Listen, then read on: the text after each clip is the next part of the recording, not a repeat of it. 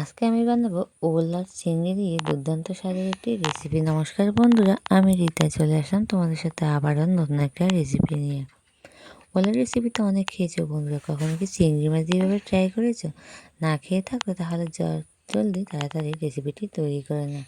এটি ছোটো থেকে বড় সবাই কিন্তু খুবই পছন্দ করবে। এটি খেতে হয় অসাধারণ। রেসিপিটি করার জন্য এখানে আমি নিয়ে নিয়েছি ওল, আর কড়াইতে পরিমাণ মতো জল দিয়ে দিয়েছি 1 চা চামচ লবণ দিয়ে একটু গরম হয়ে যাওয়ার পরে আমি এখানে কেটে রাখা ওলগুলো দিয়ে দিয়েছি। দিয়ে এটাকে আমি 3 থেকে 4 মিনিটের মতো ভাপিয়ে নিব।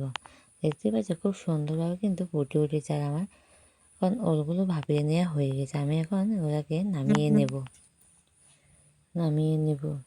যারা এখনও ভিডিওতে লাইক দিতে ভুলে গেছো, প্লিজ একটি লাইক দিয়ে ভিডিওটা দেখা শুরু করবে। আর কেউ স্কিপ করবে না, তাহলে কিন্তু বুঝতে পারবে না। এরপর দেখো আমি এটাকে নামিয়ে নিয়েছি। এরপর আমি এখানে একটা কড়াই বসিয়ে দিয়ে কড়াইতে পরিমাণ মতো একটু তেল দিয়ে দিয়েছি। তেলটা দিয়ে কড়াইয়ের সারা গায়ে এরকম করে দিয়ে ভাপিয়ে রাখা ওলগুলো দিয়ে আমি এটাকে কষিয়ে নেব। আমি অল্প একটুখানি লবণ আর হলুদের গুঁড়ো দিয়ে ওলগুলোকে খুব ভালোভাবে কষিয়ে নেব। এরপর দেখতে পাচ্ছি এর সাথে আমি দিয়ে দিব আলু। তোমরা কম বেশি তোমাদের পছন্দ অনুযায়ী দিতে পারো। আমি এখানে একটা আলু ব্যবহার করছি, আবার চাইলে কিন্তু আলুটা না দিতে পারো। আলুটা দিয়েও খুব ভালোভাবে এটাকে আবার 2 থেকে 3 মিনিট কষিয়ে নিচ্ছি। দেখতে পাচ্ছ খুব সুন্দরভাবে কিন্তু আমার ওলার আলুগুলো 50% চাইতেও বেশি ভাজা হয়ে গেছে। একটু লো টু মিডিয়ামে করলে তাহলে কিন্তু পুড়ে যাওয়ার আর ভয় থাকে না। এরপর আমি সবগুলো একটা বাটিতে নামিয়ে নেব। সবগুলো ওল আমার নামিয়ে নেওয়া হয়ে গেছে। এই কড়াইতে আমি বাকি মশলাগুলো দেবো। তার আগে আমি মশলাটা তৈরি করে নিচ্ছি। এখানে আদা দিয়েছি 1 ইঞ্চির মতো, একটা টমেটো, কাঁচা লঙ্কা 2-3টে, আর দিয়ে দিয়েছি 1 চা চামচ গোটা জিরে দিয়ে আমি একটা মশলা তৈরি করে নিয়েছি।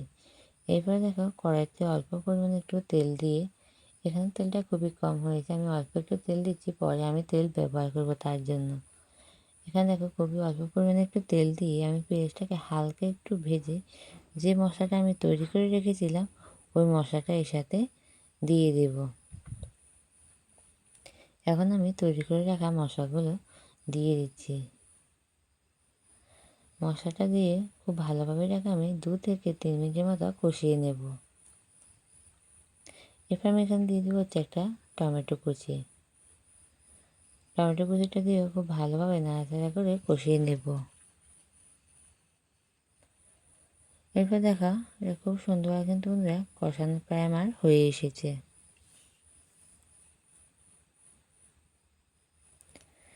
আমি ভেজে রাখা ওল আর আলুগুলো এখন এর সাথে দিয়ে দেব। দিয়ে খুব ভালোভাবে এটাকে আবার মিনিট 2-এর মতো আমি নাড়াচাড়া করে কষিয়ে নিব মশলার সাথে। এরপর আমি এখানে দিয়ে দিব লবণ দিয়ে দেবো 1/2 চা চামচ, যেহেতু আমি লবণটা আগে ব্যবহার করেছি তার জন্য। এরপর 1/2 চা চামচ হলুদ গুঁড়ো দিয়ে এটাকে খুব ভালোভাবে আবারও কষিয়ে নিব, যেন খুব ভালোভাবে মিশে যায় মশলাগুলো।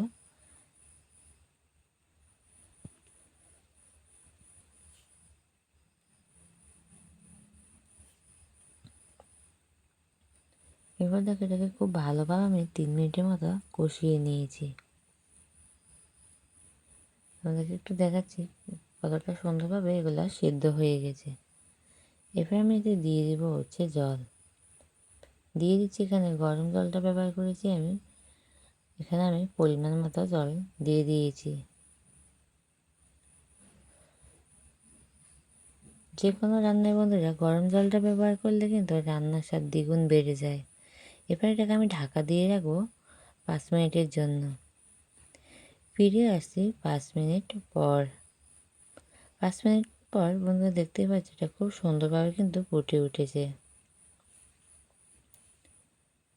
খুব সুন্দরভাবে এটা কিন্তু দেখো সিদ্ধ হয়ে গেছে। এখন আমি একটা বাটিতে এগুলো নামিয়ে নেব।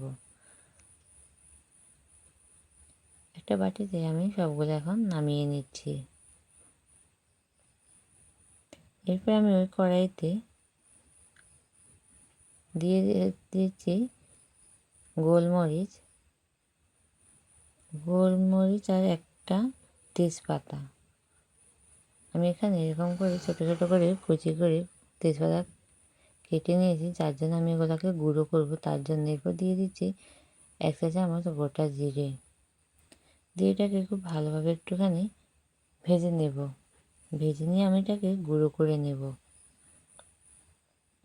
এটাকে আমি 30 থেকে 40 সেকেন্ডের মতো ভেজে নিচ্ছি, লো টু মিডিয়ামে রেখে।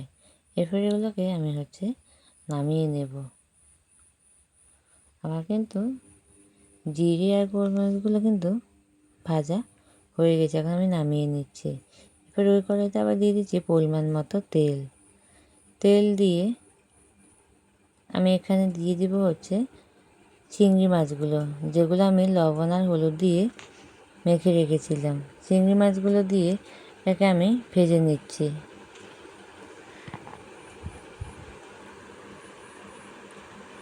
খুব ভালোভাবে কিন্তু চিংড়ি মাছগুলো খুব কড়া করেও কিন্তু ভাজবো না, তাহলে কিন্তু খেতে ভালো লাগে না। চিংড়ি মাছকে হালকা একটুখানি ভেজে নিলে সবচাইতে খেতে কিন্তু দুর্দান্ত হয়।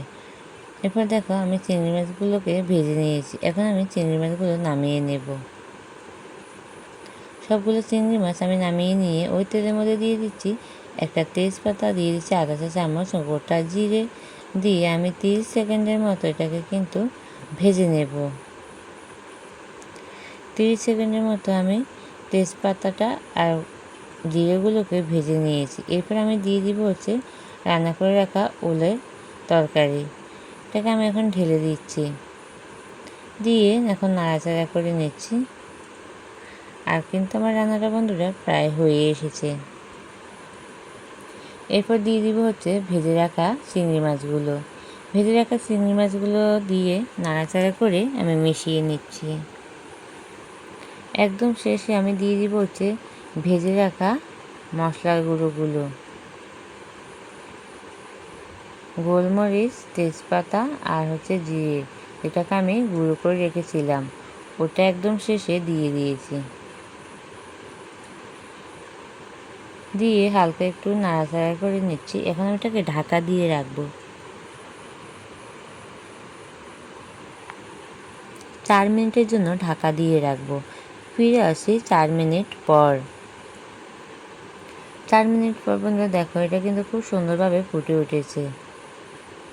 এটাকে নাড়াচাড়া করে নিচ্ছি। এটাকে কিন্তু আমি একটুখানি এভাবে রাখবো। দেখো খুব সুন্দরভাবে কিন্তু সেদ্ধ হয়ে গেছে। তোমরা ঝোলটা যেরকম খেতে পছন্দ করো ওরকম অনুযায়ী কিন্তু রাখতে পারো। এখন আমার পুরো রান্নাটা কিন্তু কমপ্লিট হয়ে গেছে। এখন আমি নামিয়ে নেব একটা বাটির মধ্যে। আমার সাথে সম্পূর্ণ ভিডিওটা ধৈর্য ধরে সবাই দেখার জন্য সবাইকে অসংখ্য ধন্যবাদ। দেখা হবে তোমাদের সাথে আবারও নতুন একটা রেসিপির সাথে। ততক্ষণ সবাই ভালো থেকো, সুস্থ থেকো, সাবধানে থেকো। যারা এখন আমার ভিডিওতে লাইক দেওয়ানো প্লিজ একটি লাইক দিয়ে ভিডিওটা দেখা শুরু করবে। নতুন বন্ধু হয়ে থাকো চ্যানেলটি সাবস্ক্রাইব করে আমার পাশে থাকবে। পাশে থাকা নোটিফিকেশানটি অবশ্যই অল করে দেবে, যেন আমি ভিডিও দিলে সবার আগে তোমাদের কাছে নোটিফিকেশান চলে যায়। দেখা হবে তোমাদের সাথে আবারও আগামীকাল। চলে আসবো নতুন আরেকটা রেসিপির সাথে। সকল বন্ধুকে অসংখ্য ধন্যবাদ আমার সাথে এতক্ষণ থাকার জন্য।